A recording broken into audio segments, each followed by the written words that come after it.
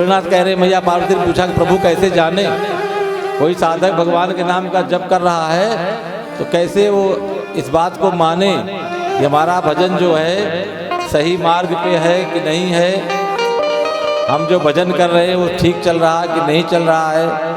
भगवान शंकर कह रहे हैं यदा नाम निलयं याते चित्तम क्लेश विवर्जितम तदान चिंतयत किंचित लब्धायानम न मंदिरम। भगवान शंकर कह रहे हैं देवी, जब भगवान के नाम जप के समय आपके मन में कोई क्लेश शेष न बचे, आपको संसार की कोई भी व्यवस्था प्रभावित न कर सके, न पुत्र याद आए, न पौत्र याद आए, न काम याद आए, किसने हमारा सम्मान किया वो भी याद ना आए और किसने अपमान किया वो भी याद ना आए।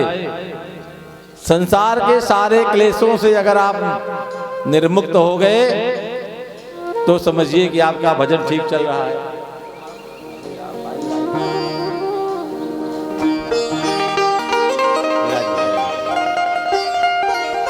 जय जय श्री सीताराम, जय सिया राम जय।